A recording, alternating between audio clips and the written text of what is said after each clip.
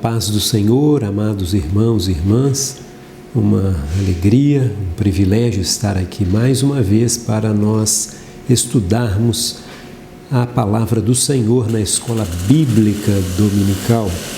Nós estamos hoje, 9 de maio, na lição de número 6, A Misericórdia de Deus, é o título da lição.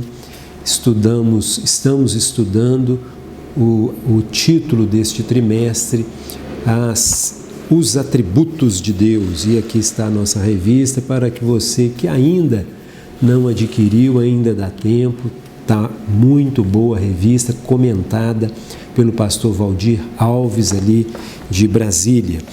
E estaremos então estudando a misericórdia de Deus, e o nosso textual está num versículo bem conhecido de todos nós, Lamentações de Jeremias, capítulo 3, versículo 22, que diz assim: As misericórdias do Senhor são a causa de não sermos consumidos, porque as suas misericórdias não têm fim. Estaremos estudando este tema magnífico de mais este atributo do Senhor, né? E é um atributo, como vimos isso já anteriormente, um atributo comunicável, aquele que o Senhor, Ele nos concede, né, para que nós também possamos exercer, né? E não se compara, obviamente, com a grande, infinita misericórdia do Senhor, né? Mas a verdade aplicada, ela diz assim: o Senhor Deus, que é riquíssimo em misericórdia, agiu para nos reconciliar com Ele por meio de Jesus Cristo. Sabemos da grande misericórdia, não merecíamos, né? Vimos na lição passada sobre a graça de Deus, né? Que é um favor imerecido, assim como a misericórdia de Deus também, ela é imerecida. Nós não merecemos a misericórdia do Senhor, mas Ele, pela sua bondade, Ele nos concede, né, a misericórdia.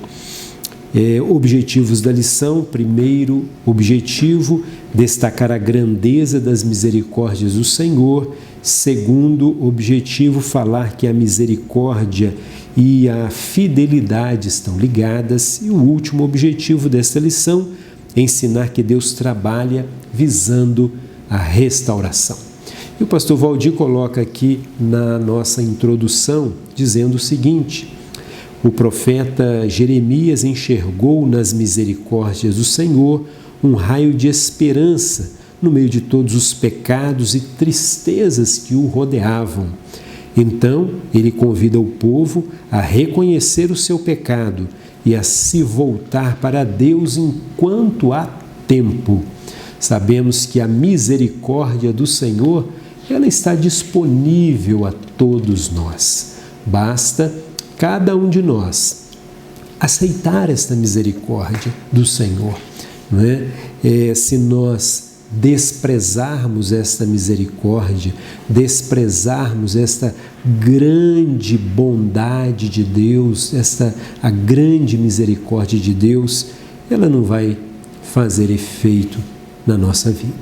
Mas nós precisamos reconhecer e aceitar esta grande misericórdia de Deus. E ele diz aqui: reconhecer o seu pecado e voltar-se para Deus. Esse é o que nós temos que fazer, né? Reconhecer que somos pecadores e pedir a Ele o perdão dos nossos pecados, pedir a Ele que continue tendo misericórdia de nós, né, em toda a nossa vida. E o texto bíblico, como, né, já a introdução já nos disse, vai estar em Lamentações de Jeremias, no capítulo 3, versículos 21 ao versículo 23. Estaremos estudando estes tópicos. No primeiro tópico, as misericórdias do Senhor. No segundo tópico, as misericórdias de Deus e a sua fidelidade. E no último tópico, tópico 3, Deus trabalha visando a restauração.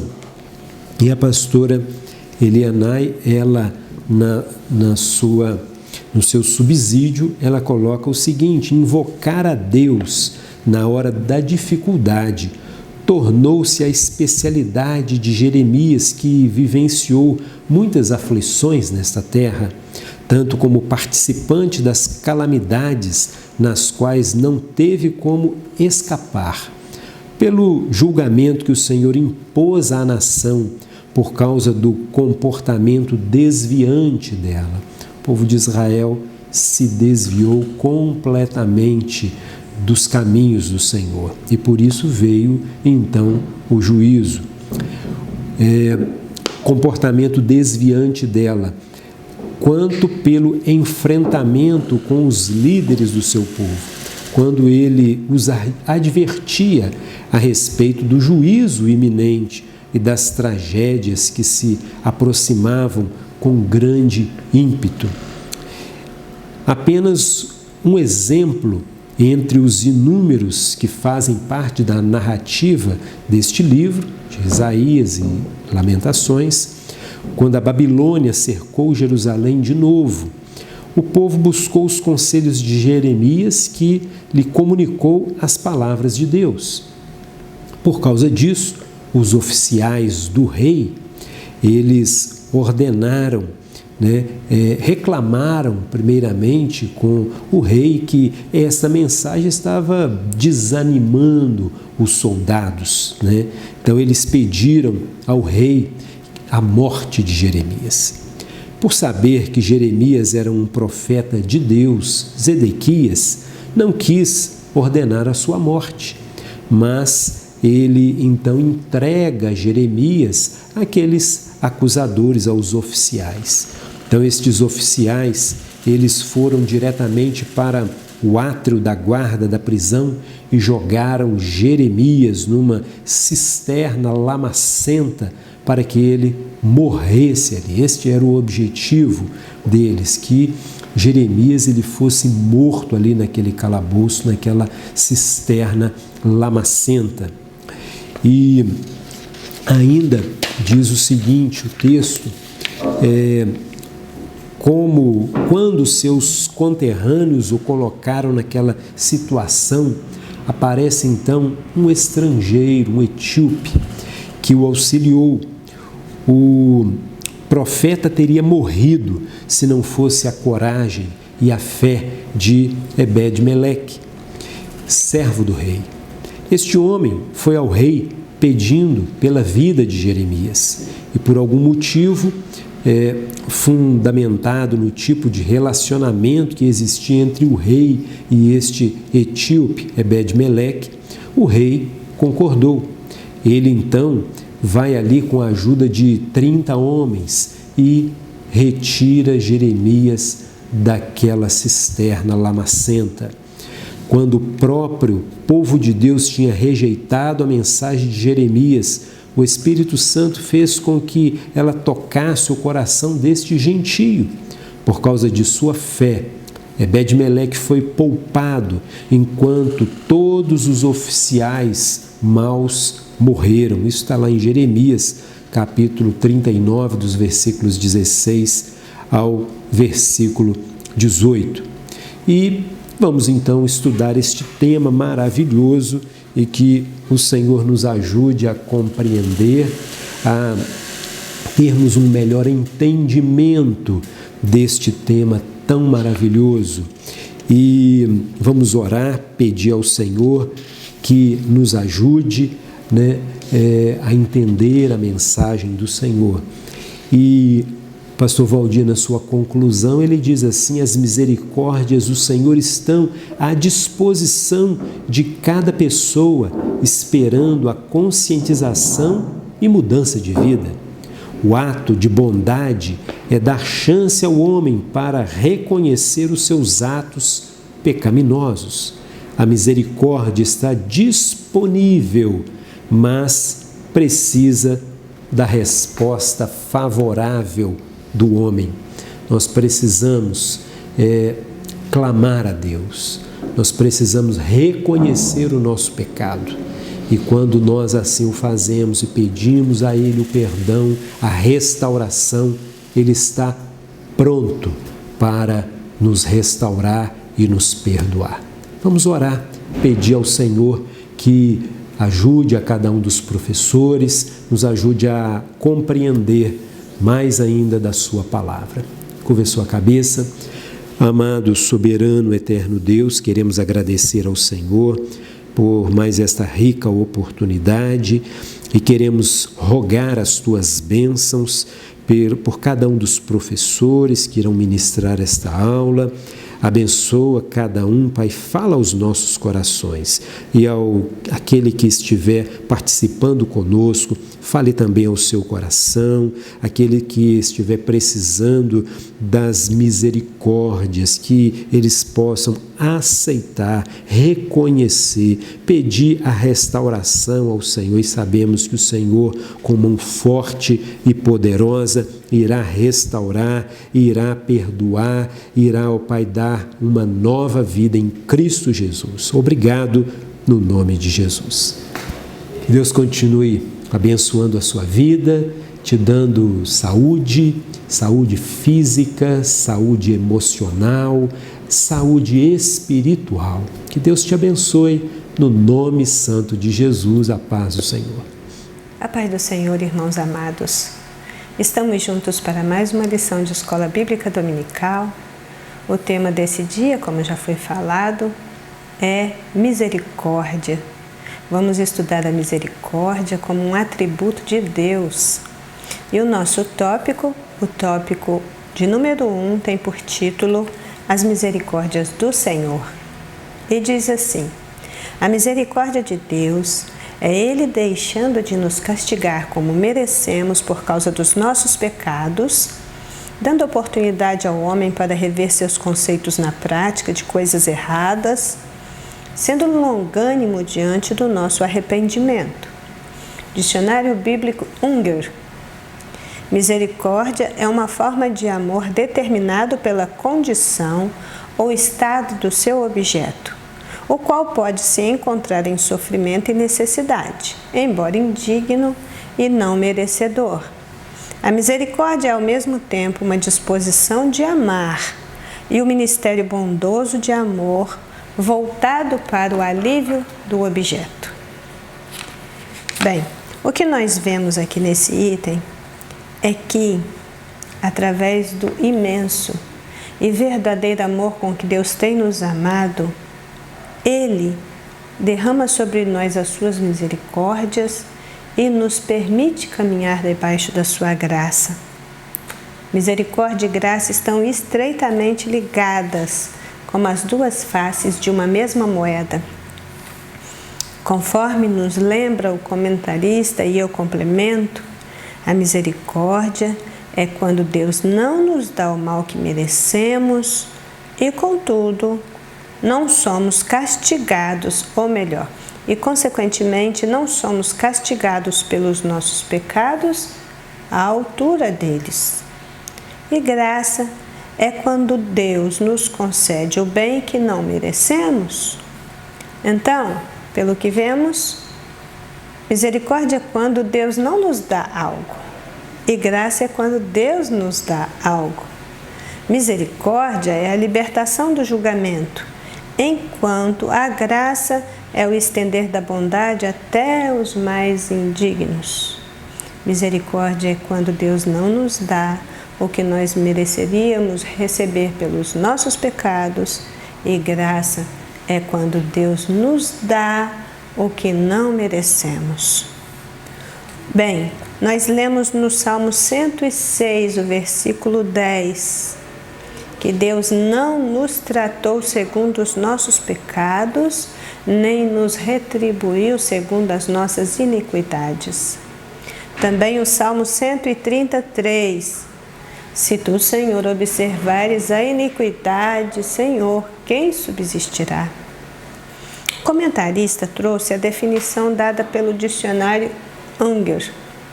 E eu queria deixar para vocês também, para a nossa reflexão, a definição dada pelo dicionário bíblico Wycliffe, pois estende a nossa compreensão de misericórdia para além do simples ato de Deus se compadecer e de ser bondoso para aqueles que a Ele clamam. Sim, a palavra misericórdia tem essa definição. E a expressão da bondade de Deus em meio ao sofrimento é o que melhor define a sua misericórdia. Mas também misericórdia diz respeito ao fato de que Deus nos introduziu na família dos santos, dos eleitos, dos amados do Pai. E pela misericórdia de Deus estamos aliançados com Ele e fazemos parte do grupo daqueles que pertencem ao Senhor. E também pela misericórdia de Deus, nós temos onde buscar socorro na hora da dificuldade, seja ela qual for. Então, são basicamente esses dois lados que estão em evidência quando nos referimos à misericórdia como um atributo divino de grande importância e significado para as nossas vidas.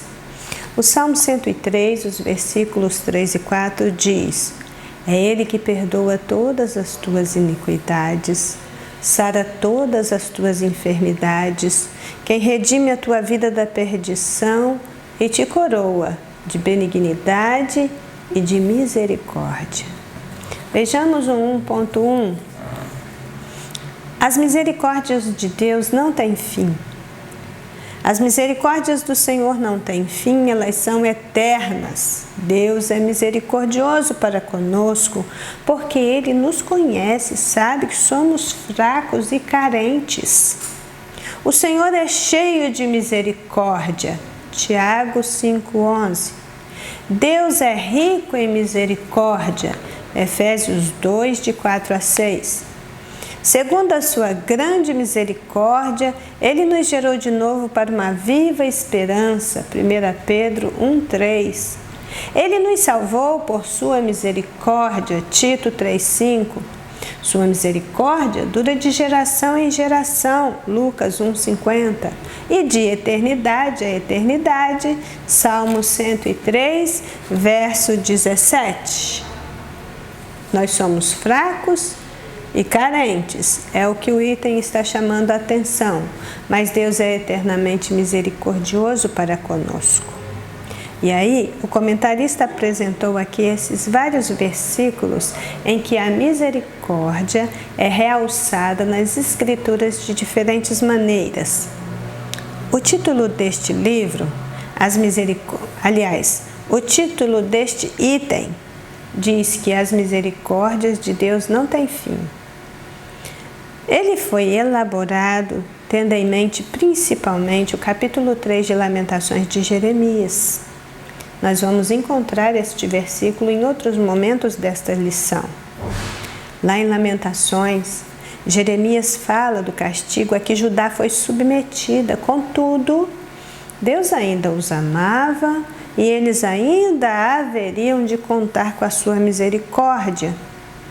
No começo deste capítulo 3 de Lamentações, Jeremias reclama que ele é um homem de aflições, andando no escuro e no meio do desespero.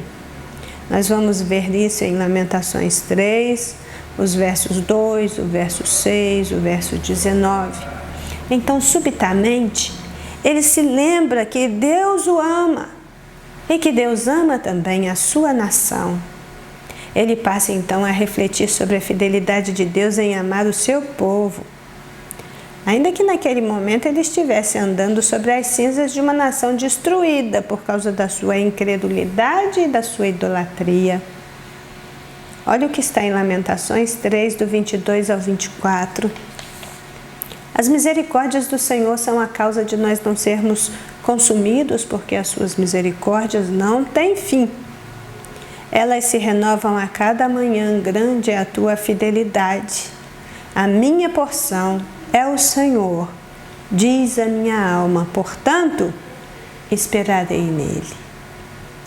Então Jeremias continua explicando que Deus não tinha abandonado Judá, mas ele estava ali cumprindo o seu propósito redentor. Neste capítulo 3 de Lamentações, que também é uma ode, ou seja, um poema que foi escrito destinado ao canto, um canto de lamentação. Percebe-se, dos versos 3 até o 21, o clamor dos aflitos. Mas na sequência, dos versos 22 até o 39, vai acontecer uma apresentação do Deus das misericórdias. Para Jeremias não há nada igual à misericórdia divina. Ela é irremovível. Apenas pede que o pecador se arrependa e se vire para Deus. É muito admirável que tal expressão de segurança nas infalíveis misericórdias divinas se ache exatamente no livro das Lamentações, em um contexto de total destruição, em uma calamidade jamais vista. Jeremias estava caminhando sobre um cenário de guerra. E agora eu queria chamar a atenção de vocês e pedir para usarem a imaginação para tentar enxergar Jeremias neste momento, caminhando por cima dos escombros da cidade destruída. Ele está caminhando sobre um cenário de guerra. Ele ainda podia sentir o cheiro do sangue e da carne queimada por todos os lados. Por onde ele olhava, as construções eram entulhos e cinzas. Ele deve ter esbarrado com algum corpo morto aqui e ali que ainda não havia sido enterrado. O cheiro está cada vez mais forte, nauseante. Se Jeremias fixasse a sua atenção por alguns instantes, ele ainda conseguiria escutar os gritos de horror e as cenas dramáticas e chocantes que continuavam passando diante dos olhos dele como um filme. Tudo o que ele disse que ia acontecer, aconteceu. Não faltou aviso, não faltou oportunidades de retorno para Deus, de arrependimento, de submissão à vontade divina. Mas tudo foi desprezado e não foi levado em consideração, até que a cidade caiu sob o domínio total da Babilônia. Então, enquanto Jeremias caminhava sobre a Judá destruída, ele andava e chorava. A angústia era tão grande que o seu corpo todo doía, o peito apertava como se estivesse sendo comprimido. Já no versículo 1, Jeremias afirmou dolorosamente: eu sou aquele homem que viu a aflição pela vara do seu furor. Eu sou aquele que viu. Eu não apenas profetizei, eu vi a profecia se cumprindo. Não tem como apagar estas lembranças. Aliás, lembranças ruins se alojam com muita facilidade nas nossas mentes. E ele diz no verso 20 que ele se lembra de tudo o que passou e é por isso que a sua alma está desfalecendo dentro dele, derretendo dentro dele, porque a lembrança é dolorosa demais. Mas ele precisa lembrar também daquilo que podia lhe dar esperança. E a sua esperança estava posta no Deus das misericórdias.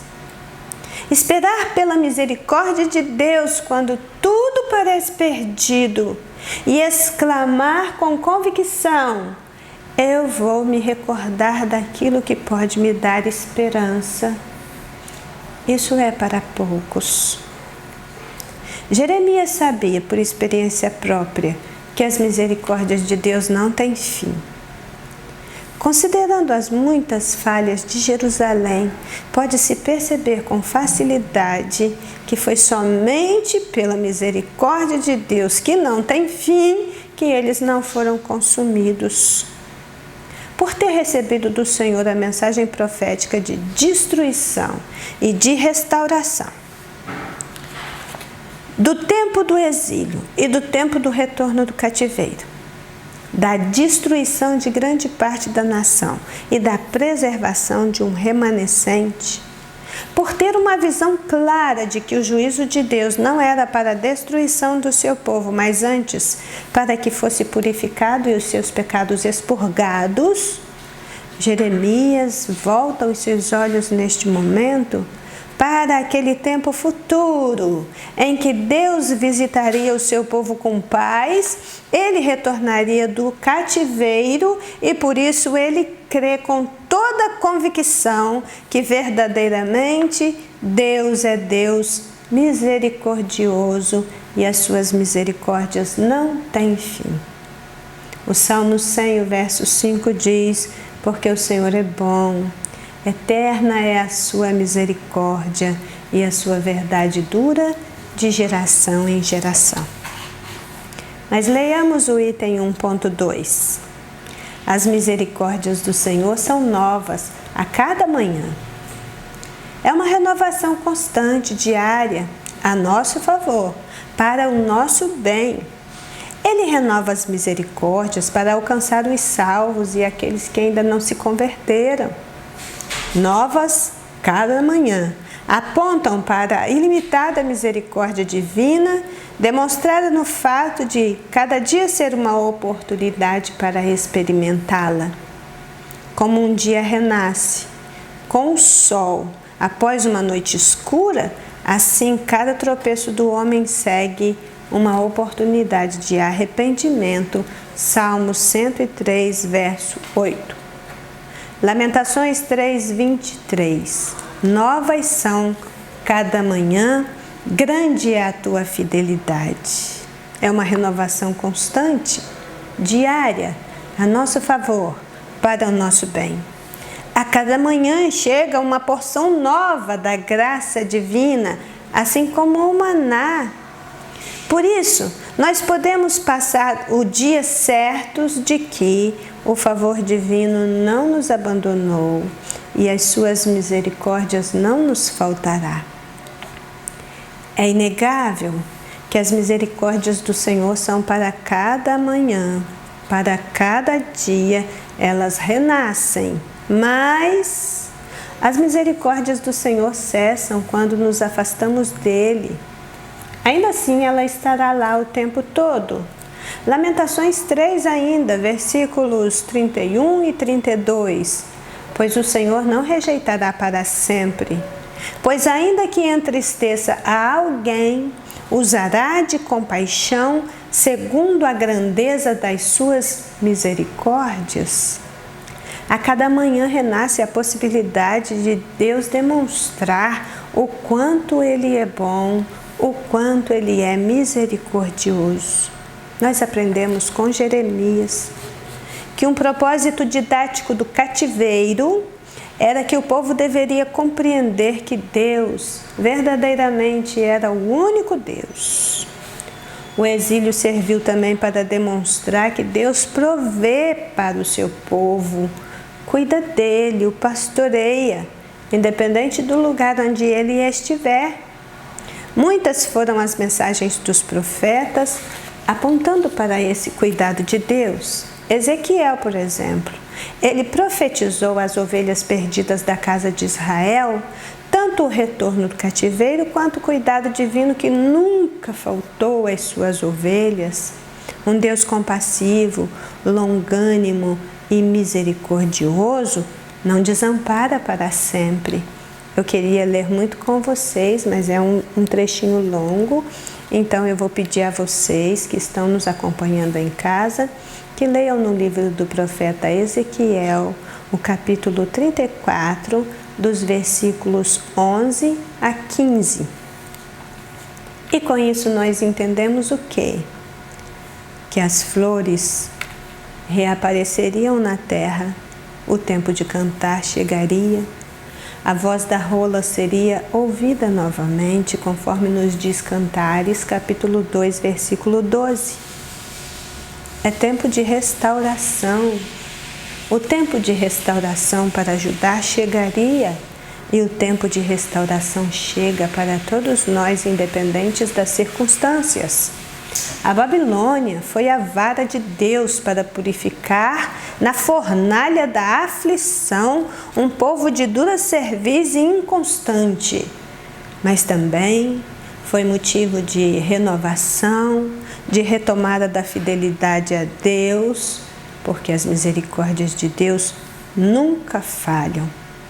E para concluir esse tópico primeiro, onde nós estamos vendo um panorama geral acerca das misericórdias do Senhor, o 1.3 diz: as misericórdias do Senhor não faz acepção de pessoas.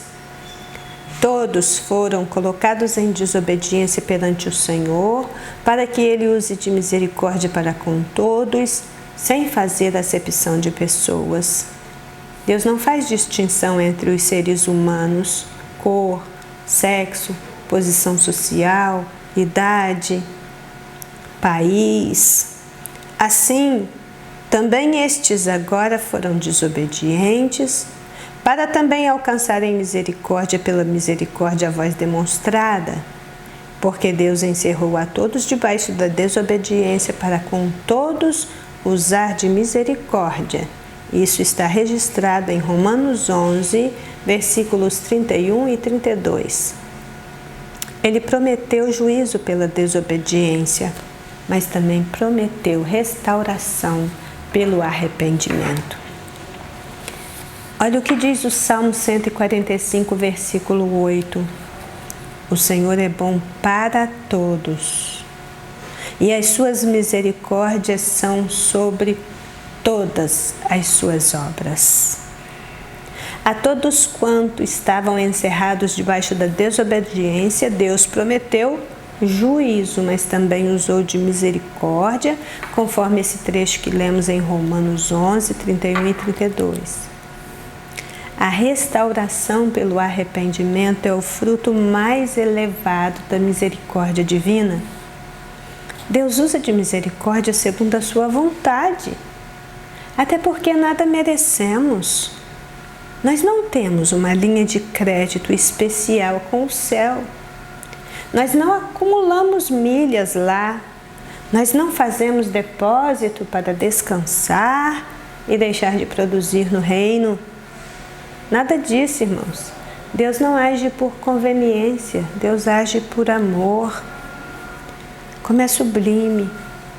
Como é maravilhoso nós estudarmos os atributos de Deus e encontrar na descrição de cada um deles um ponto comum. Deus não faz acepção de pessoas. O amor de Deus, a graça de Deus, a misericórdia de Deus, a justiça de Deus, entre outros, é para todos, é sobre todos. Não discrimina, não rejeita, não trata mal. Então, quando nós pensamos a respeito da misericórdia como um atributo de Deus e o modo como ela é empregada a todos e sobre todos, devemos meditar com bastante cuidado. A palavra misericórdia significa piedar-se, não no sentido de sentir pena, mas no sentido de desenvolver uma vida santa. Ela vem da junção de duas palavras latinas, que é miseratio, uma palavra derivada de miserere, que significa miséria, mas também fala de um sentimento de dor e de solidariedade em relação a alguém que sofre. E a palavra cordis, que é a palavra latina para coração, num sentido literal. Misericórdia seria o ato de colocar o coração na miséria do outro. Permitir que o seu coração bata também pelo outro e não somente por si mesmo. Por servir, amar a um Deus misericordioso, as pessoas também se tornam misericordiosas. E misericordiosas são as pessoas que, a exemplo do seu Cristo, não tratam os outros com o rigor que eles deveriam ser tratados. Não desprezam, não excluem, não se julgam melhores, mas dedicam tempo, atenção, conhecimento, coração, vestimenta, alimento, remédios, bens, enfim, tudo que for necessário para amenizar o sofrimento do próximo. As pessoas misericordiosas, elas se tornam solidárias. Mas elas não são solidárias por ausência de dor em si mesmo, mas por compreender que o alívio também se faz presente na partilha da vida, na partilha da alma com o próximo. E o mais bonito de tudo é que em todo tempo está muito claro que a misericórdia de Deus é sem acepção de pessoas.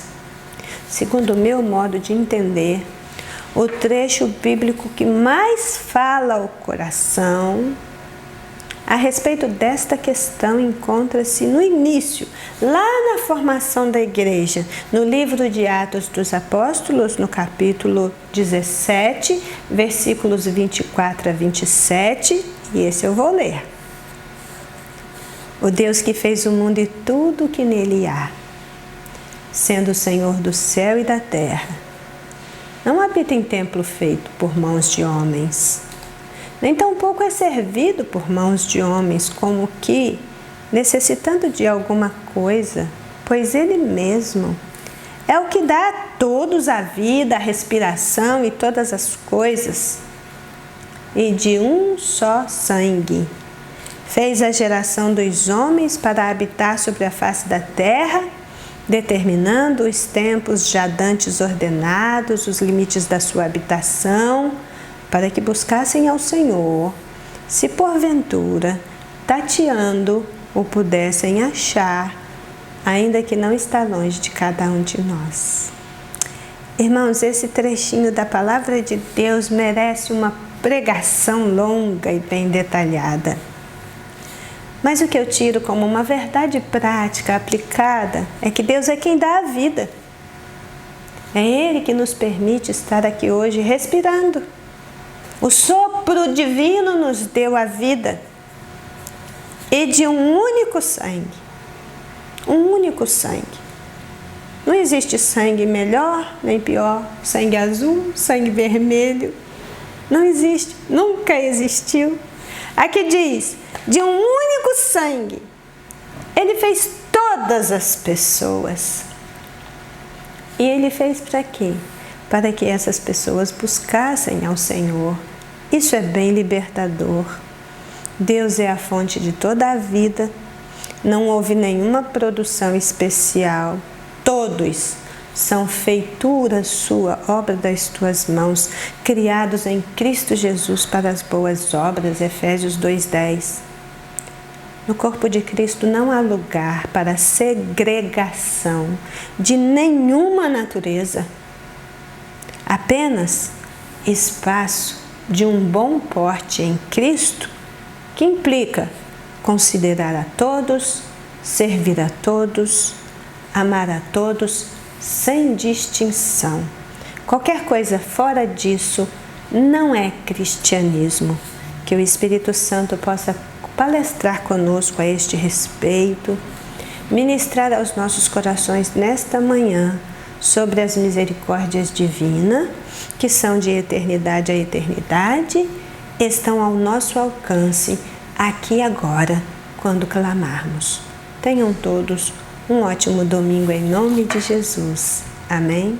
A paz do Senhor para os irmãos. Chegamos aqui no tópico de número 2. Lembrando que nós estamos estudando a lição de número 6, que fala sobre a misericórdia de Deus.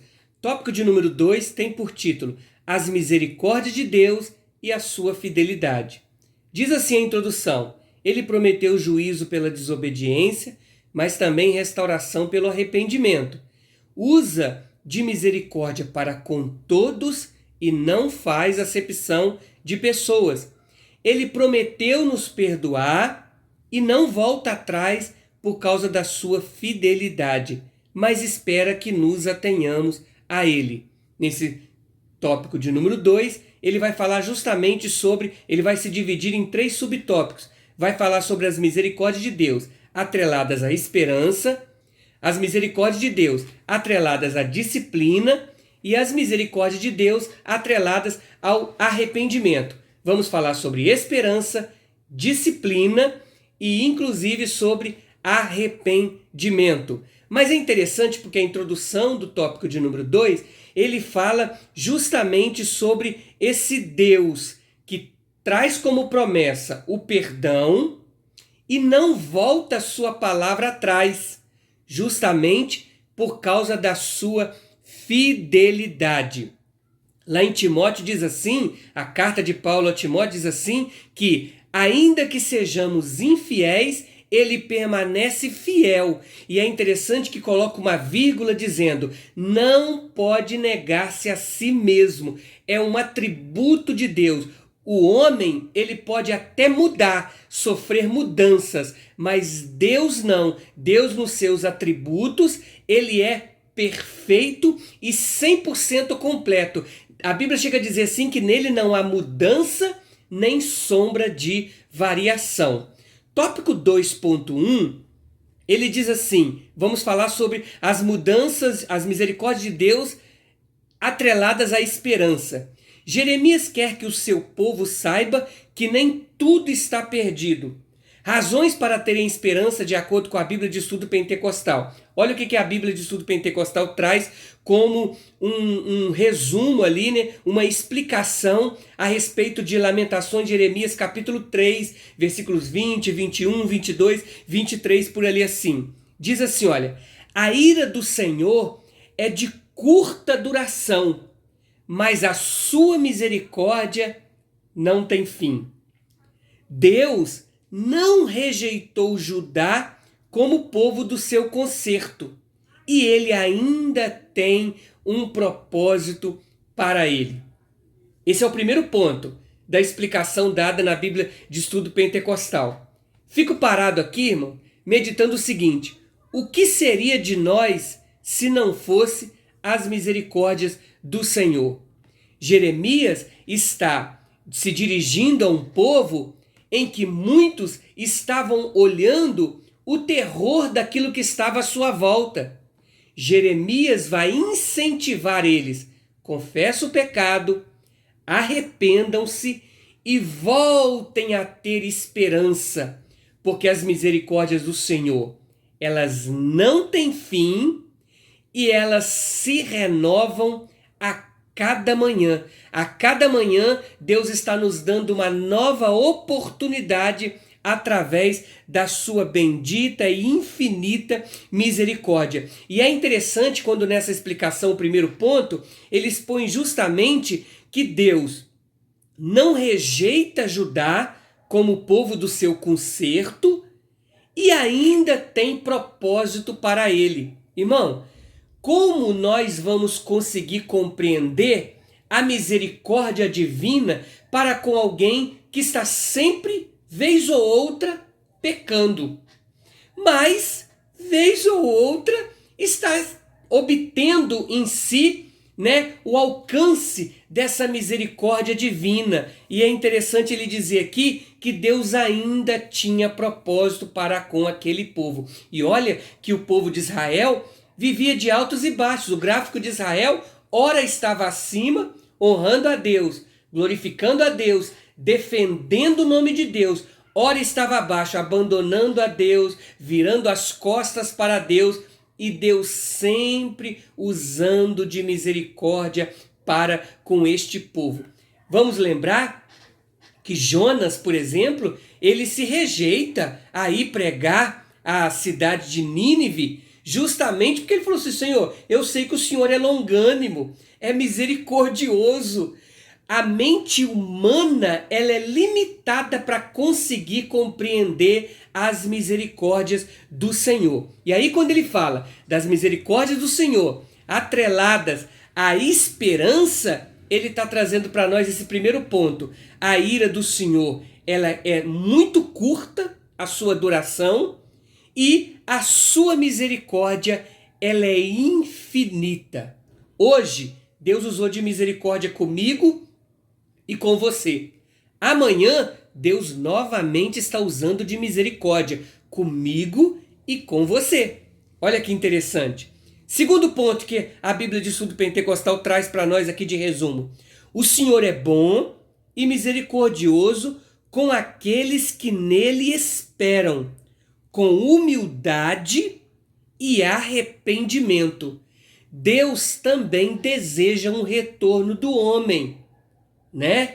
Aqueles que esperam em Deus, aqueles que aguardam em Deus. A Bíblia diz assim que bom é ter esperança.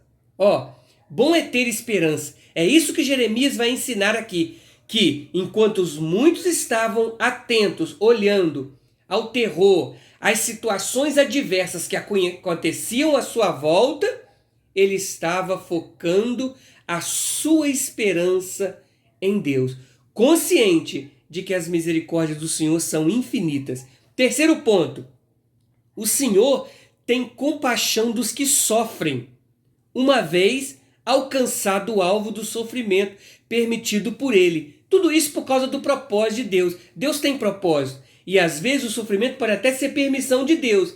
Mas Deus, ele tem compaixão. Ele é misericordioso. A misericórdia do Senhor alcança também a este. Bom, aí aqui na revista do professor, ele vai trazer para nós sobre essa misericórdia divina. Se não fosse a misericórdia de Deus sobre a vida humana, ninguém teria esperança numa reconciliação e no perdão. Ninguém se livraria da condenação eterna. Fica aqui para nós uma pergunta. Onde nós estamos focando a nossa esperança? Onde estaríamos se nós não estivéssemos sido alcançados por essa misericórdia infinita de Deus a nosso favor, renovando em nós a bendita esperança? E qual que é a maior esperança do crente? A esperança maior do crente é essa: Cristo morreu pelos nossos pecados, ressuscitou dos mortos, a fim de que possamos ser regenerados para uma viva esperança. No mundo aí fora, existe um ditado que a esperança é a última que morre. Não, para o crente não. A nossa esperança, ela não morre. Do contrário, ela morreu, é Cristo, mas ela ressuscitou ao terceiro dia. Ele foi a primícia daqueles dos mortos que ressuscitaram, e como ele ressurgiu de entre os mortos, nós também aguardamos uma viva esperança, que também é o arrebatamento da igreja e a ressurreição daqueles que morreram em Cristo Jesus. Então, nós encerramos esse subtópico aqui falando justamente sobre isto. Cristo é a nossa esperança. Assim como ele morreu pelos nossos pecados, reacendeu em nós essa esperança de uma nova vida, de uma regeneração. O pecado agora não tem mais domínio. Não, ele já está mortificado, porque nós vivemos uma nova vida em Cristo Jesus, através dessa esperança que é Cristo na nossa vida. Amém? Glória a Jesus, né? Bom, tópico 2.2.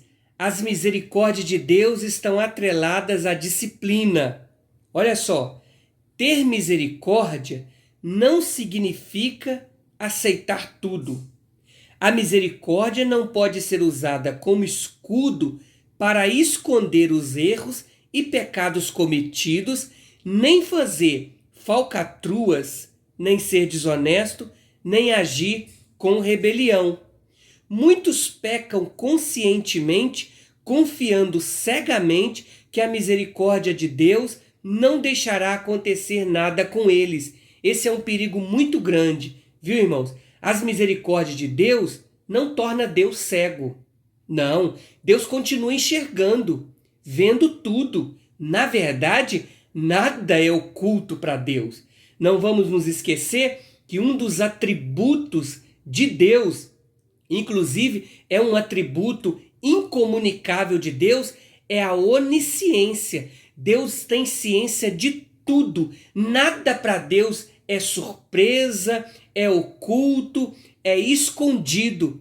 E as misericórdias de Deus não o tornam cego. Não é porque Deus agiu com misericórdia que isso dá razão ao homem de acobertar algum erro.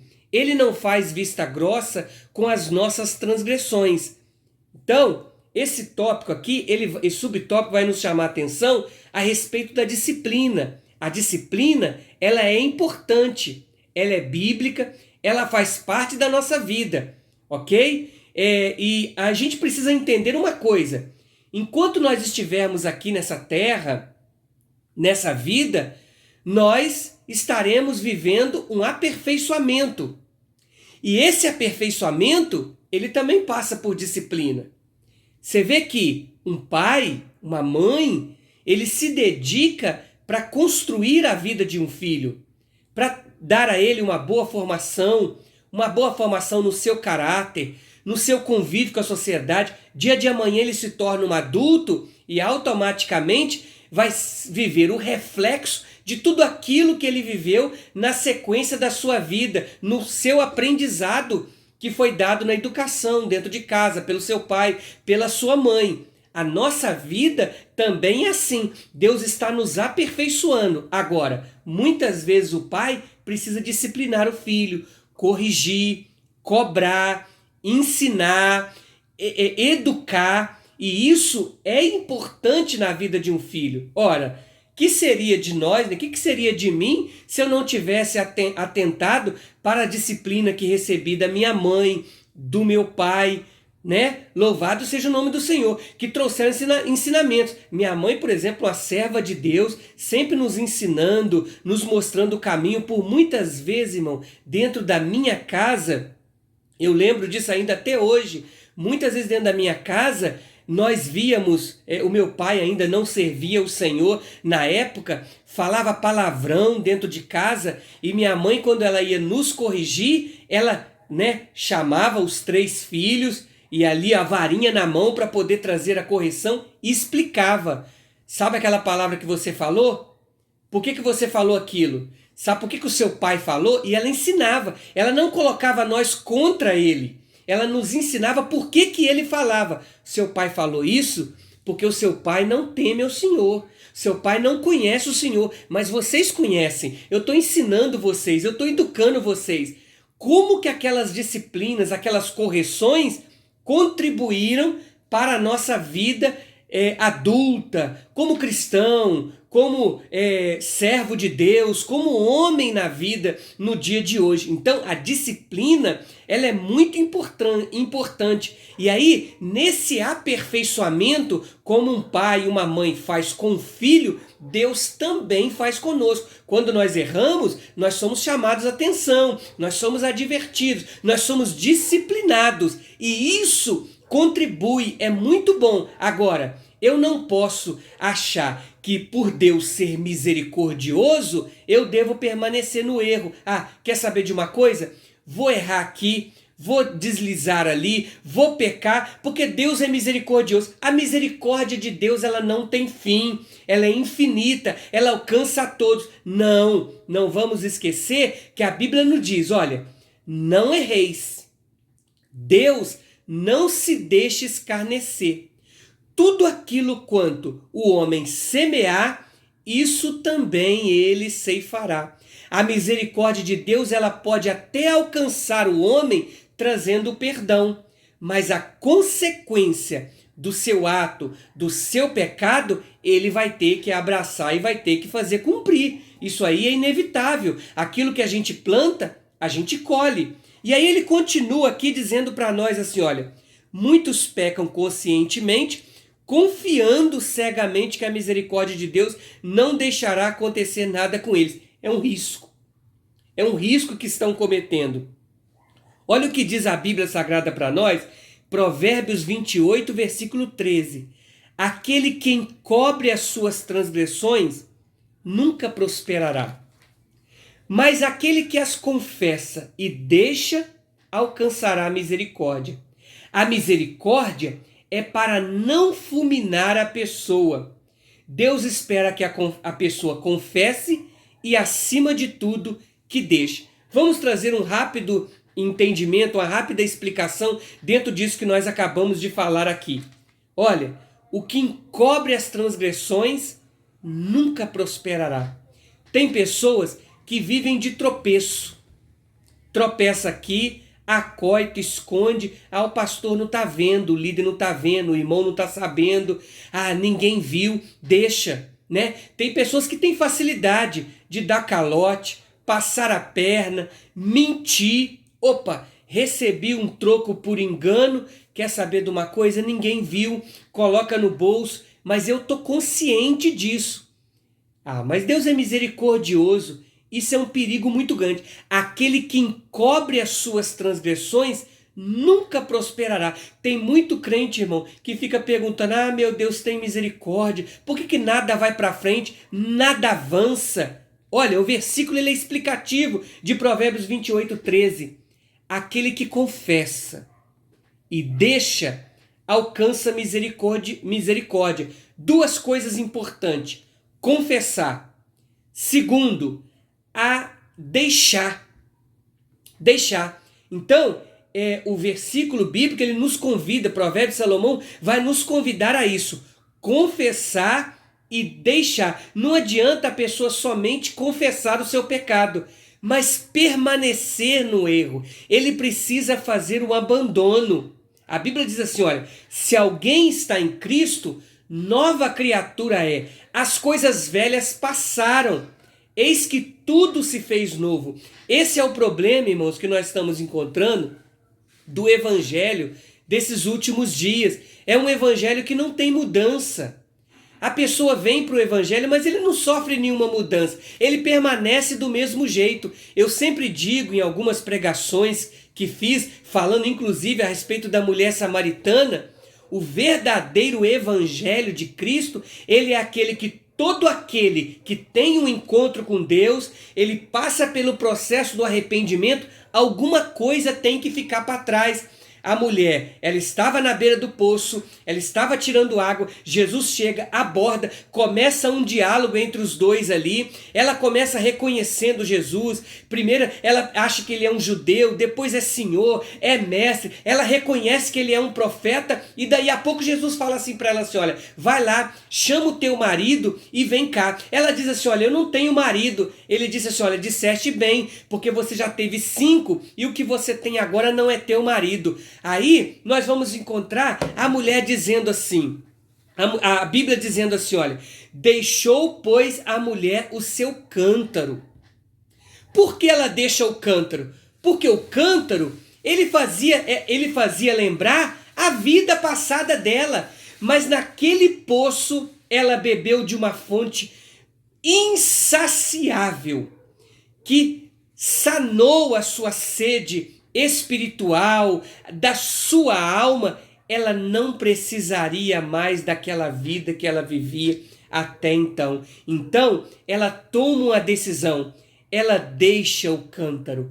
Todos aqueles que querem viver uma vida com Deus, uma vida com Cristo, precisam também deixar. Eu não posso só confessar o meu pecado. Hoje nós temos muitos lugares em que se prega o evangelho, mas um evangelho de facilidade. A pessoa vem para o evangelho e continua na mesma prática, no mesmo procedimento, não tem mudança de vida. A Bíblia nos convida a confessar, mas deixar, para que nós possamos alcançar a misericórdia. A mulher samaritana alcançou essa misericórdia, e quando ela alcançou, ela abandonou. Eu deixo o cântaro para lá, eu abandono. Aquele cego de Jericó que estava à beira do caminho, quando ele teve um encontro com Cristo, a Bíblia diz que ele deixou de sobre si a sua capa. Eu não preciso mais da capa. Nós também precisamos deixar. Jesus disse assim, olha, se alguém quiser vir após mim, negue-se a si mesmo, tome a sua cruz e siga-me. Negar a si mesmo, irmão, é a gente dizer não para as próprias vontades, para os próprios desejos, para aquilo que nos prende à vida passada, ok? Louvado seja o nome do Senhor Jesus. E aí ele termina aqui para nós dizendo que Deus espera que a pessoa confesse e, acima de tudo, deixe. Bom, e aí a gente chega aqui no tópico 2.3. As misericórdias de Deus estão atreladas ao arrependimento. Diz assim o nosso subtópico 2.3. A misericórdia de Deus foi implantada para dar oportunidade e tempo aos seres humanos de reconhecerem o estado pecaminoso e não serem consumidos antes de se arrependerem e pedirem perdão. Eu quero repetir. Eu acho que dá para a gente aprender alguma coisa aqui. A misericórdia de Deus foi implantada. 2 objetivos: dar oportunidade e tempo. Grava isso aí. Oportunidade e tempo aos seres humanos para reconhecerem o estado pecaminoso e não serem consumidos antes de se arrependerem e pedirem perdão, mostrando que Deus é longânimo, tem extrema paciência e é tardio em irar-se. Esperar o ser humano pelo simples ato de bondade, apesar dele não merecer o perdão. Sobre 2 Pedro 3,9, não é a incapacidade, mas sim a misericórdia que é a razão para a demora de Deus. Então, misericórdia é sentir a miséria do homem, dar-lhe o tempo suficiente e as oportunidades para arrependimento, mostrando assim o grande amor que Deus dedicou às suas criaturas.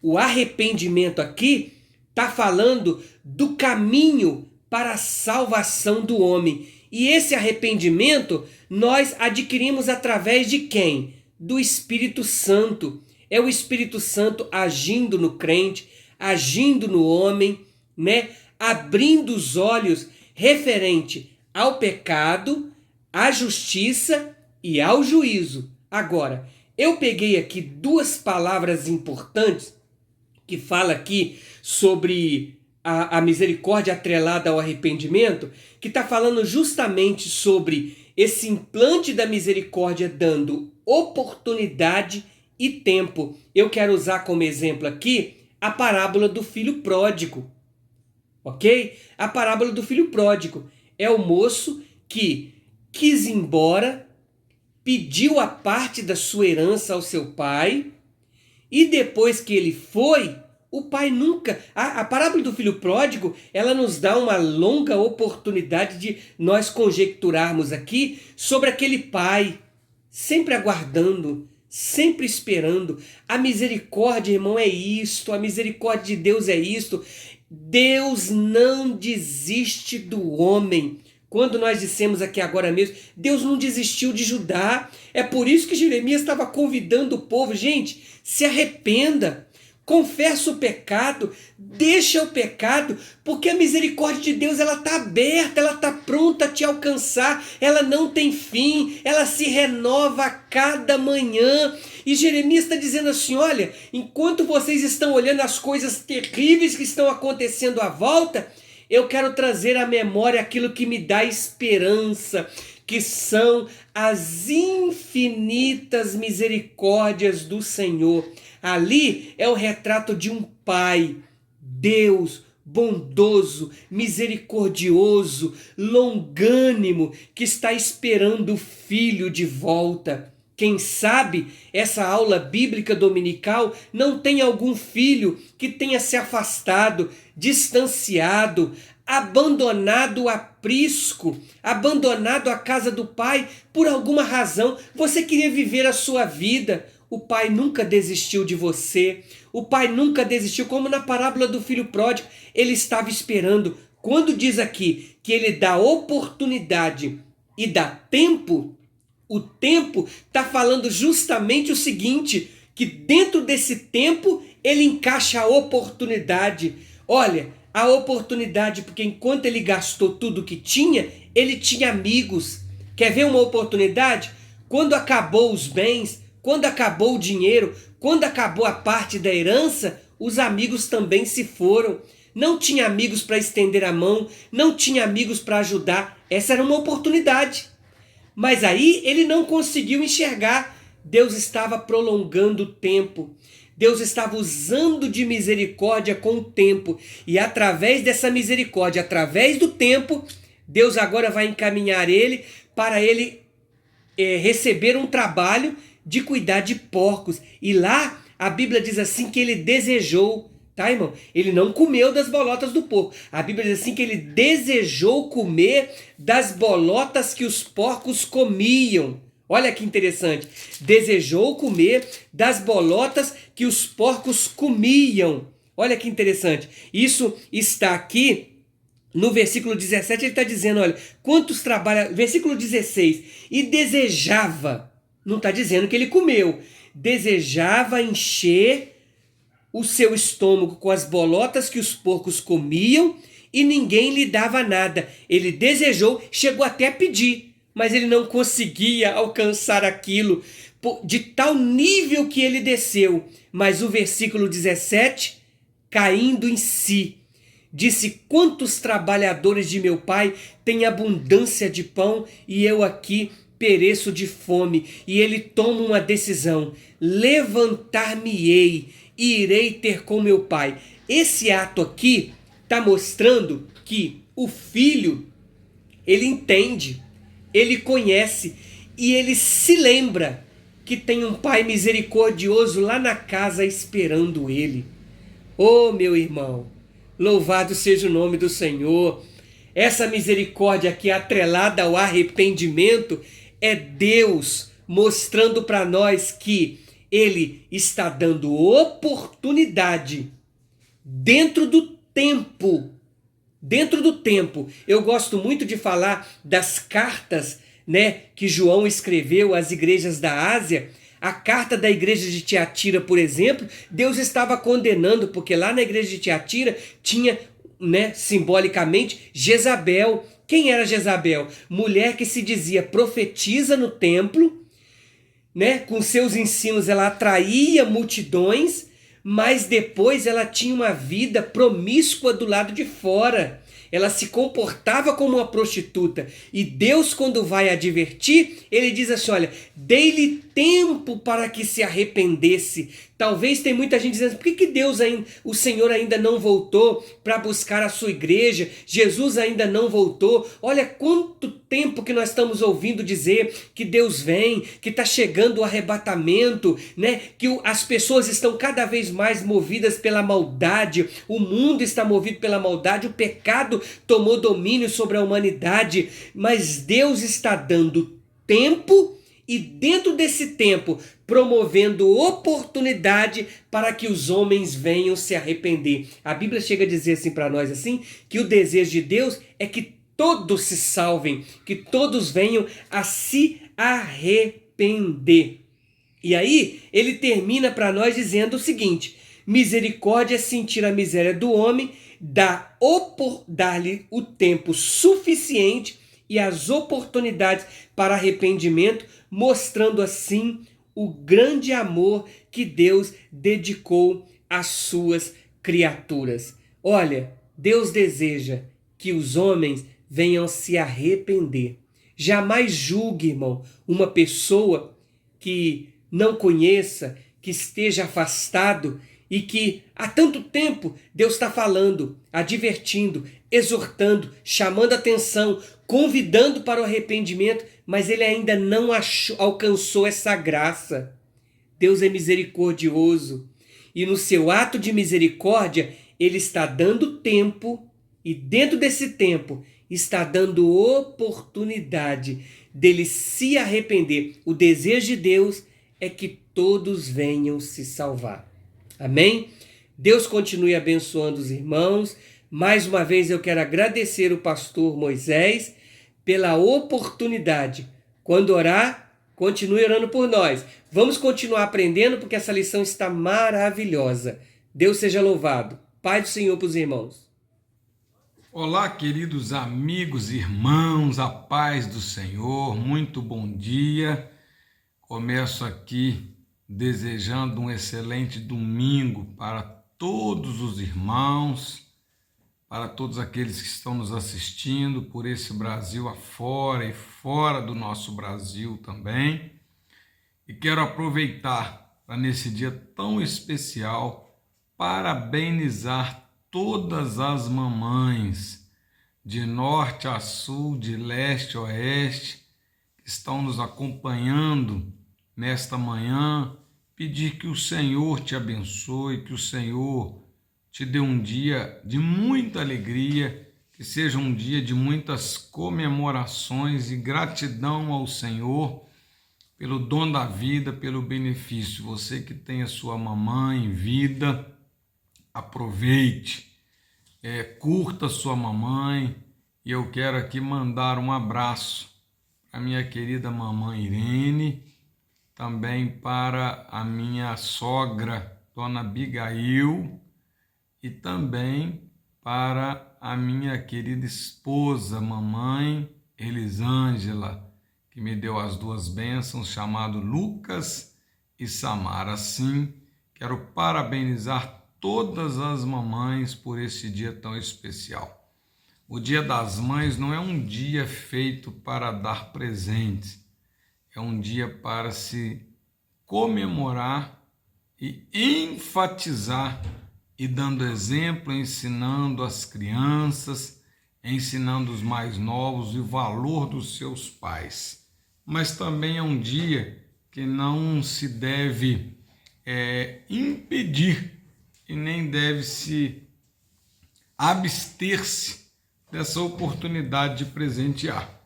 Bom é ganhar presente, bom é dar presente, e o dia não foi feito para isso, foi uma data comemorativa.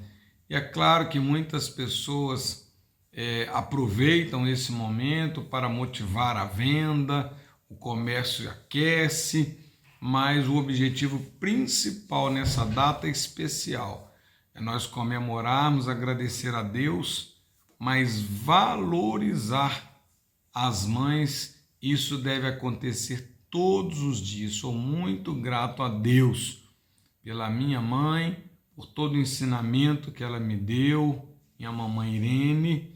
Quero também agradecer a Dona Abigail pelos ensinamentos de princípios que ela deu para a minha esposa, pastora Elisângela. E sou grato a Deus pela vida da Elisângela, que tem sido uma peça fundamental para o ensino dos nossos filhos no caminho do Senhor. Que Deus abençoe cada uma das mamães e todo o tempo, que as bênçãos do Senhor sejam derramadas continuamente sobre cada uma nesse dia. Bem, hoje nós estamos estudando a lição 6, que fala sobre a misericórdia de Deus. Já tivemos aí o tópico 1 sobre as misericórdias de Deus e as suas maneiras de renovar, de se manifestar não fazendo acepção de pessoas. Também tivemos aí a misericórdia de Deus atrelada à fidelidade. Deus, ele é fiel, e a misericórdia de Deus está atrelada à sua fidelidade. Ninguém pode falar da misericórdia de Deus e atrelar a misericórdia de Deus à impunidade, à tolerância ao pecado, ao erro do homem. O amor de Deus é um amor atrelado com a justiça, ligado com a justiça, vinculado à justiça e à perfeição.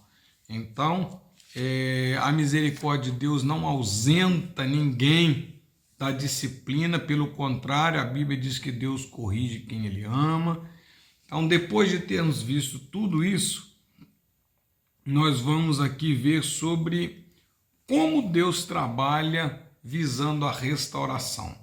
A misericórdia de Deus para com o homem é tal que Deus sempre busca e quer a restauração do ser humano.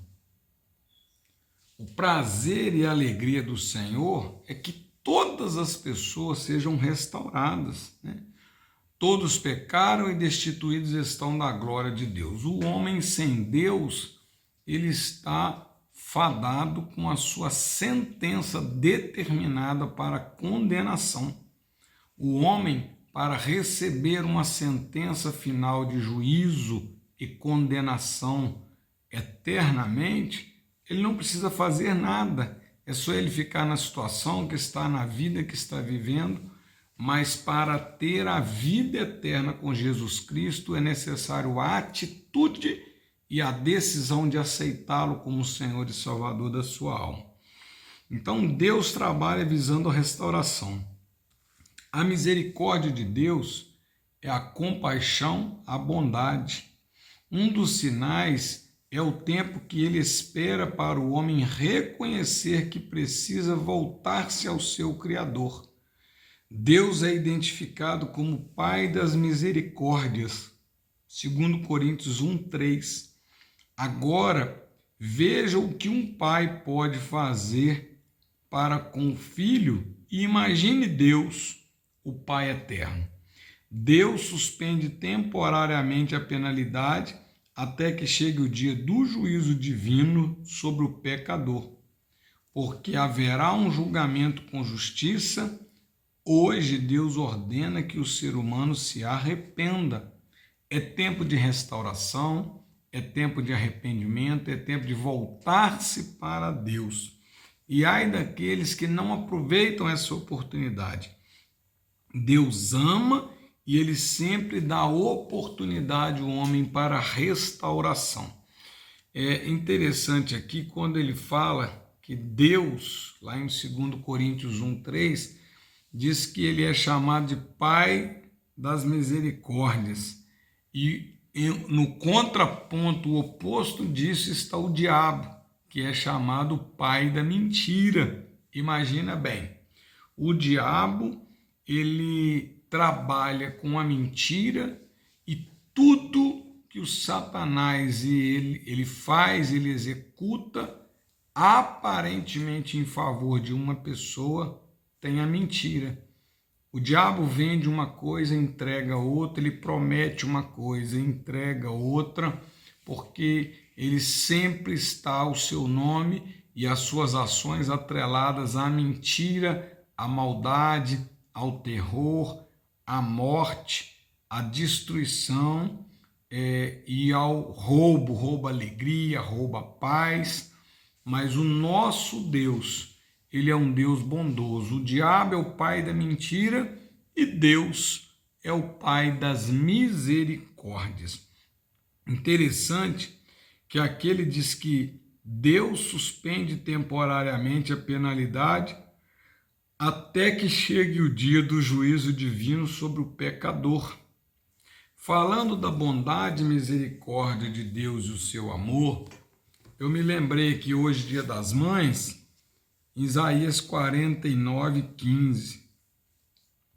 Pode uma mãe esquecer-se tanto de seu filho que cria, que não se compadeça dele o filho do seu ventre? É uma pergunta. Você acha que pode? É muito improvável isso acontecer. E a Bíblia diz, mas, ainda que esta se esquecesse, eu todavia não me esquecerei de ti. Você não está no esquecimento. Talvez você esteja num momento de aflição, de provação, mas não esquecido. Talvez você tenha experimentado o maior período, o período mais longo de silêncio de Deus em resposta às suas perguntas, aos seus questionamentos. Mas isso não significa que Deus se esqueceu de ti. A Bíblia nos garante, o próprio Deus diz que ele jamais se esquece de nós. Até porque ele tem na palma da sua mão gravado o nosso nome, ele tem o nosso nome no céu. E como que Deus vai se esquecer de nós? Se você tiver um tesouro particular muito valioso, você vai guardar esse tesouro com muito cuidado e não vai deixar ele se perder. A Bíblia diz que nós somos tesouros particulares do Senhor. Então, Deus nos ama, Deus não se esquece de nós, mas esse mesmo Deus, de bondade e de misericórdia, Pai das misericórdias, Ele sempre nos alerta dizendo que o pai da mentira, que é o adversário, ele está em derredor, procurando a quem possa tragar. É interessante que aqui ele diz que Deus suspende temporariamente a penalidade até que chegue o dia do juízo. A justiça do homem, ela age diferente. A justiça do homem trabalha com a prisão preventiva. Uma pessoa cometeu um ato, cometeu um delito, e dependendo da situação, se ele for considerado ameaçador para as investigações, ou se ele for preso em flagrante, ele sofre aí as consequências com a prisão preventiva. Deus, ele faz diferente, ele perdoa e imediatamente ele propõe a liberdade. Ele não ausenta o homem das consequências dos seus erros, mas libertar o homem do pecado, Deus tem poder para fazer isso de forma imediata. O diabo, ele oferece uma falsa liberdade, mas lá na frente, posteriormente, uma condenação eterna, uma eternidade de terror, de sofrimento. Deus não. Deus, ele oferece ao homem uma liberdade quando há arrependimento, busca do perdão e a aceitação de Jesus Cristo como Senhor e Salvador da sua alma. No tópico 3.1, é escrito assim: a esperança em meio das aflições.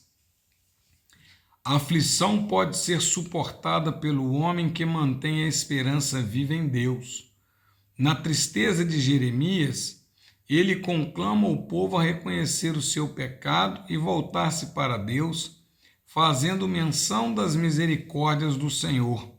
No verso 19, ele diz: lembra-te da minha aflição e do meu pranto, do absinto e do fel. Jeremias diz que se lembra e a sua alma se abate dentro dele, mas ele continua falando que no seu coração irá recordar. Mas de uma coisa tem certeza: a esperança não morreu, pois as misericórdias do Senhor são novas a cada manhã. Jó diz: porque eu sei que o meu Redentor vive e por fim se levantará. Nem sempre Deus nos livra das aflições, mas passa conosco e nos dá força. O próprio Senhor Jesus disse: no mundo tereis aflições, mas tende bom ânimo, porque eu venci o mundo. Lá não está escrito e vós vencereis. Ele venceu o mundo e nós já somos mais do que vencedores por aquele que nos amou. Então, Deus não nos isenta das aflições, Deus não nos isenta das lutas, das batalhas, mas Ele garante que passa conosco a nossa tribulação, as nossas dificuldades. Em o Evangelho de João 16:33, as palavras do próprio Cristo: tenho-vos dito isto, para que em mim, diz o Senhor, tenhais paz. No mundo tereis aflições, mas tende bom ânimo, eu venci o mundo. Jesus, ele deixa bem claro: tenho-vos dito isto para que tenhais paz. Não é para que tenhais paz, para que em mim tenhais paz. Sem Jesus, o homem não consegue ter uma vida de paz, uma vida de alegria, uma vida restaurada. É impossível o homem viver a plenitude da restauração sem abraçar e viver a plenitude dos tempos. Deus, Ele está no meio de nós. O Espírito Santo Consolador é aquele que tem a condição de nos dar a alegria completa. E a maior alegria do homem é a alegria da salvação. E ninguém que está em Cristo perde a sua salvação por estar passando por dificuldade, por estar vivendo um momento de aflição, de luta ou de doença. É por isso que a alegria do crente ela é completa, porque nada pode separar esse cristão, esse servo de Deus, do amor de Cristo. Nada pode separar. Aqui na revista do professor, ele diz exatamente: eu venci o mundo e nós somos seguidores de Cristo, para que sejamos vencedores e cada dia vençamos as batalhas. É importante nós estarmos seguindo a Cristo. Glória a Deus por isso. Nós precisamos de entender que as aflições do tempo presente, elas não podem ser comparadas com a glória que nós há de ser revelada. Olha que presente de Deus, manifestação da bondade e misericórdia de Deus. Todos pecaram e destituídos estão da glória de Deus. Mas quando o homem aceita Jesus Cristo, reconhece o Senhor Jesus como o Senhor da sua alma e quer viver observando a lei do Senhor, que não é pesado, os seus mandamentos que não são pesados, Deus faz com que ele viva uma vida de alegria, uma vida plena de paz, de alegria, desfrutando das bondades e das misericórdias de Deus. A aflição, ela é temporal e equilibrada. Deus não dá prova além daquilo que podemos suportar. Além das nossas forças, pelo seu amor e pela sua misericórdia. A aflição é temporal e equilibrada. Deus não deixará os seus serem provados ou tentados acima das possibilidades de vencer as crises. Esse é um grande conforto espiritual dos crentes em Jesus.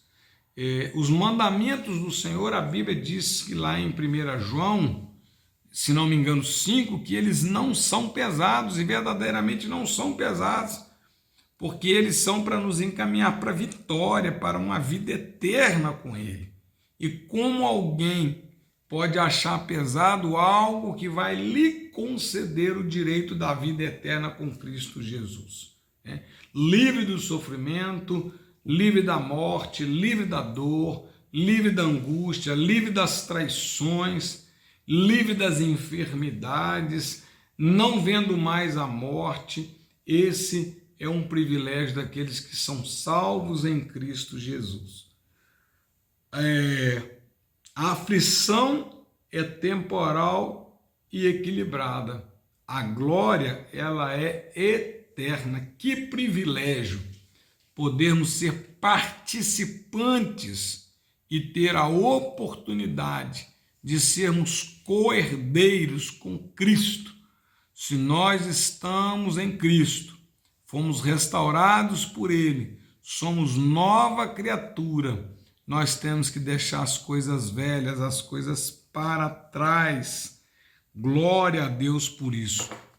Importante nós sabermos que os falsos benefícios, olha bem, os falsos benefícios oferecidos pelo adversário aqui neste mundo levam o homem a uma condenação eterna e uma eternidade de aflição, de terror, de sofrimento.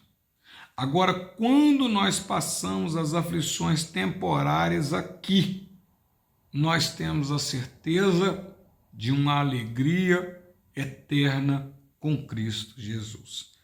São opostos os falsos benefícios dessa vida terrena, de iniquidade mundana, as falsas alegrias na bebida, a falsa alegria nas drogas, a falsa alegria na prostituição, a falsa alegria naquilo que aborrece a Deus. Ela dura um pouco de tempo aqui, mas gera uma condenação eterna. Pelo contrário, Deus ele faz diferente do ser humano. Cometeu o crime, se houver possibilidade de prisão preventiva. Cometeu o pecado, Deus ele oferece o perdão e ele dá liberdade imediata ao homem. Glória a Deus por isso. A Bíblia nos ensina lá na Epístola de Tiago, capítulo 1, que nós devemos suportar as aflições porque elas são efêmeras e passageiras. E eu quero trazer um alerta para você. Ninguém gosta de ser afligido, mas existem muitas pessoas que não gostam de ser afligidas, se sentem incomodadas e reclamam, mas estão prontas a afligir o seu próximo, afligir os seus filhos, os seus colegas de trabalho, os seus amigos de trabalho, de escola. Tem o prazer em colocar alguma coisa que perturbe o outro, seja na rede social, seja através de mensagem. Então, ninguém gosta de ser afligido. E se você não gosta de ser afligido, olhe bem e veja se você de alguma forma está afligindo alguém. Existem patrões que afligem os empregados, existem pais que afligem os filhos, existem maridos que afligem as mulheres e as mulheres que afligem os maridos. Então, existem amigos de trabalho que afligem uns aos outros. Existem pessoas dentro da igreja, pastores, homens, mulheres, jovens, adolescentes, pessoas maduras que até já têm experiência com Deus, que não gostam de ser afligidos, mas que sempre procuram afligir os outros de alguma forma. Nós precisamos de vigiar, de tomar cuidado para sermos instrumentos de Deus para abençoar as pessoas e não trazer dano, seja ele físico, seja ele psicológico, seja ele espiritual ou até mesmo moral, né? Às vezes a chantagem de uma pessoa para com a outra é uma forma de afligir. Às vezes o homem chantageia a mulher chantageia o filho chantageia o pai, o obreiro chantageia o pastor, às vezes o pastor chantageia a ovelha, e isso tudo é reprovável pelo Senhor. A bondade e a misericórdia de Deus, elas não têm parte com o pecado, com a iniquidade, com a maldade, com o erro. Deus é amor e as misericórdias do Senhor são as causas de nós não sermos consumidos. Glória a Deus por isso. Se você não gosta de ser afligido, não aflija ninguém. Eu me lembro de uma frase publicada pelo bispo Abner. Em uma das suas postagens, ele disse o seguinte: cuidado de você na hora de você ajudar alguém que está lascado na vida. Talvez ele esteja lascado de tanto lascar os outros. Então, às vezes a pessoa acha que não, mas vem o momento da sentença de Deus, porque Deus é justo. Glória a Deus por isso. O propósito das aflições é levar o homem a refletir. Depois nós vamos ler aqui a carta aos Romanos, o apóstolo Paulo falando exatamente a respeito disso, que nós somos justificados pela fé e temos paz com Deus por nosso Senhor Jesus Cristo, pelo qual também temos entrada pela fé a esta graça. Crendo em Jesus Cristo, nós temos entrada à graça de Deus, na qual estamos firmes e nos gloriamos na esperança da glória de Deus. Mas não é só isso. Não é só a graça, usufruir a graça. Porque tem muita gente que quer somente a graça de Deus, a bondade e misericórdia, mas não suportam 1 minuto de aflição. Teve um momento de aflição, ameaça abandonar os caminhos do Senhor e quer até negociar com Deus. Se o Senhor não fizer comigo até tanto tempo, se o Senhor não me conceder a bênção até tanto tempo, eu vou sair da igreja, eu vou largar, fazendo ameaça para Deus. Isso é totalmente descabido, né? Deus, ele sabe o que faz, ele faz o que lhe apraz. Nós precisamos de nos submeter à vontade de Deus e procurarmos entender quais são os propósitos de Deus para aquilo que nós estamos vivendo naquele momento. Às vezes, Deus permite determinadas tribulações nas vidas das pessoas e aflições, e aí ao invés da pessoa reagir, mudar de atitude, mudar de vida, mudar o seu comportamento, ser uma pessoa melhor, mais generosa, cheia de misericórdia e de bondade, senta no banco, senta na cadeira e começa a reclamar e murmurar. Eu não vou sair daqui, eu não vou mudar isso, eu não vou fazer, porque eu não esperava passar o que eu estou passando, e a pessoa vai reclamando e murmurando. Aí ela acha assim, eu vou fazer isso, eu vou pegar uma pirraça com Deus, e fica ali empacado. Como ele não sai do lugar para fazer aquilo que Deus quer, Deus vai e aumenta e permite mais aflição. Eu achei que já estava ruim, mas aí piorou mais ainda, é claro. Se você não se mover para entender o propósito de Deus e buscar o entendimento de qual é a boa, agradável e perfeita vontade de Deus, as aflições vão se acumular sobre você. Deus quer que nós sejamos cada dia melhor, é de glória em glória, que nós vamos avançando rumo ao céu até o dia que chegaremos à estatura de varões perfeitos. E glória a Deus por isso. Romanos 5, não é só nos gloriarmos na graça, na esperança, não.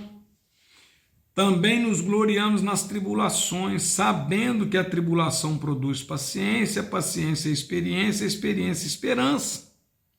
Um certo dia, recentemente, um obreiro chegou para mim, ele já tinha desejo de causar rebelião, e ele chegou para mim um dia e falou que queria sair da igreja. E eu já tinha o conhecimento de que ele estava dirigindo outra igreja. E eu perguntei para ele, falei, mas você está indo para onde? Ele falou, eu não sei, eu estou confuso. Eu falei, meu filho, como é que você vai sair se você está confuso? A Bíblia diz que o amor de Deus, a prova, o amor de Deus, as tribulações, tudo isso tem um propósito e ela não traz confusão. Mas ele já estava inclinado a cometer o pecado da rebelião, que é tão abominável que Deus compara como o pecado de feitiçaria. A gravidade como é o pecado de feitiçaria. Então, nós precisamos de tomar muito cuidado. Quando as tribulações vierem, é para produzir paciência. E quando a paciência é gerada, vem a experiência, esperança. E a esperança não traz confusão, porquanto o amor de Deus está derramado em nossos corações pelo Espírito Santo que nos foi dado.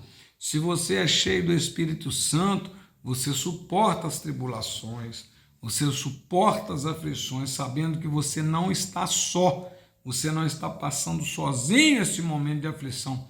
Deus está com você. Há um propósito quando Deus permite que sejamos atingidos por aflições. O apóstolo Paulo discerniu que havia um propósito para ser atingido por um espinho na carne, para que me não exaltasse. Esse era o objetivo. Por isso, a Bíblia diz que todas as coisas cooperam para o bem daqueles que amam a Deus. Eu acho bem interessante, importante esse versículo de Romanos 8. Olha bem, todas as coisas. Eu quero ler um detalhe desse versículo aqui com os irmãos. Diz assim, porque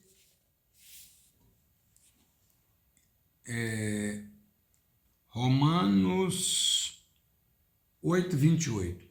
E sabemos que todas as coisas contribuem juntamente para o bem daqueles que amam a Deus. Então, aqui também faz referência à unidade, a viver o mesmo propósito, a mesma fé, o mesmo objetivo, sendo obediente à sua liderança, ao seu pastor. A bondade e a misericórdia de Deus, elas só vão acontecer na obediência. Quando alguém obedece e é temente a Deus, a misericórdia de Deus já o alcançou, e glória a Deus por isso.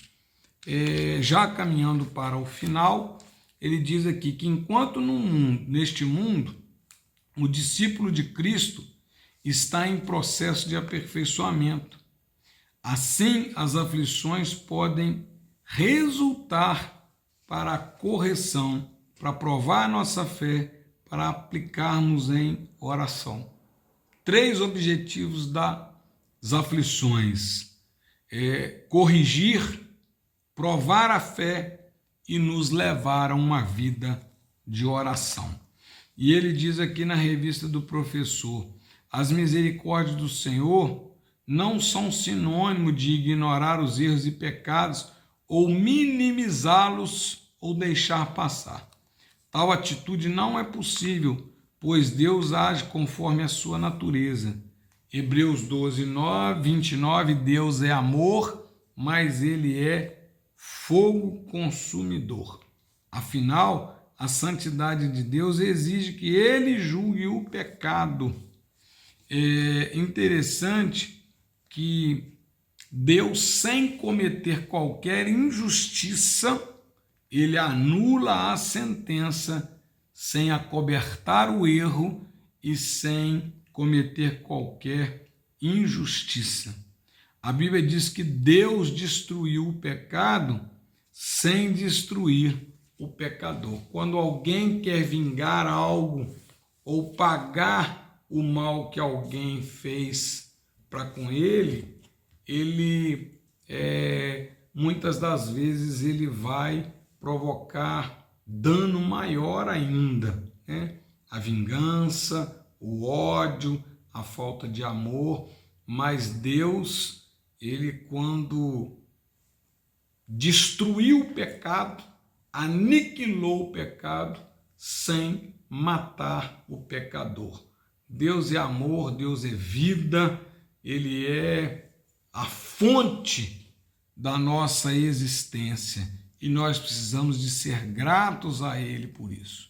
Que Deus abençoe cada um dos irmãos, que todos tenham um almoço cheio de alegria.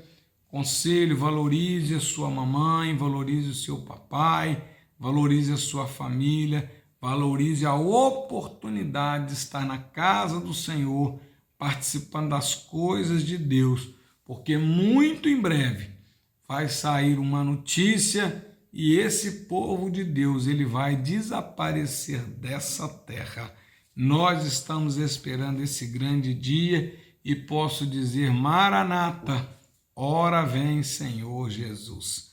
Que Deus abençoe grandemente os irmãos, a paz do Senhor, felicidades para todas as mamães do nosso Brasil, do mundo afora, que Deus abençoe cada uma das mamães. Daqui a pouco, às 18 horas, nós estaremos ali no Betel, num culto de louvor e adoração a Deus, presencialmente e também transmitindo através do nosso canal no YouTube. A paz do Senhor para os irmãos.